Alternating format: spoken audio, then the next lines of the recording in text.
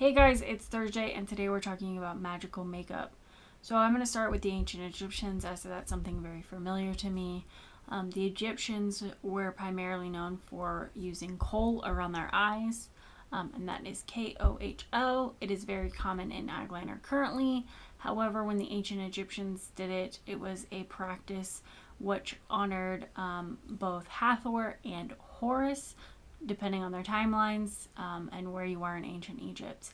As you move through the ancient Egyptians, you get women taking malachite and grinding that up and using it as an eyeshadow palette, and withdrawing the red from the carmine beetles and painting their lips. That was to help with the different meanings. Green was attributed to Osiris. Red was attributed to Set. So there's that spiritual well-being. Something that's different with the ancient Egyptians versus some of the other organizations and religions during that time period is that it was not at all a social status thing. It was a all across civilization religious / health thing. Whereas in ancient China, each dynasty has its own color palette. Whether or not that's ritualistic to the families, I'm not really sure. China's not really my forte.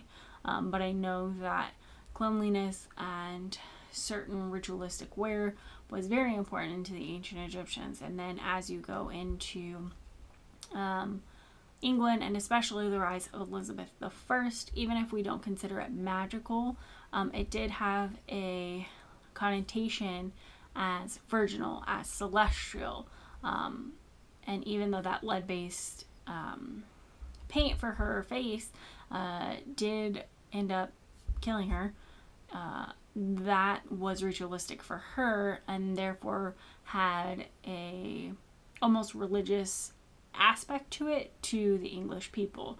Then as we get into the 1700s, a lot of like the pagans or the whores or the actors were the ones who wore makeup. Whereas if you were clean, if you were natural, you were close to godliness. And then even as you go into tribal, like the Maori and some of the tribes of Papua New Guinea and Africa, each of those have their own ritualistic modifications, whether it's body paint, whether it's body mutilation. That's a type of ritual makeup for them.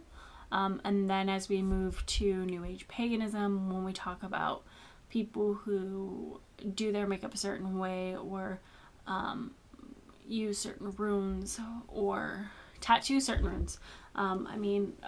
If we're going to go that far, I have tattoos which have religious meaning for me. Are those considered real ritualistic makeup? And then if we dive further into ritualistic makeup, what is in the makeup? Is it the way that it's crafted that makes it magical? Is it the way that our intentions are when we put it on that makes it ritualistic?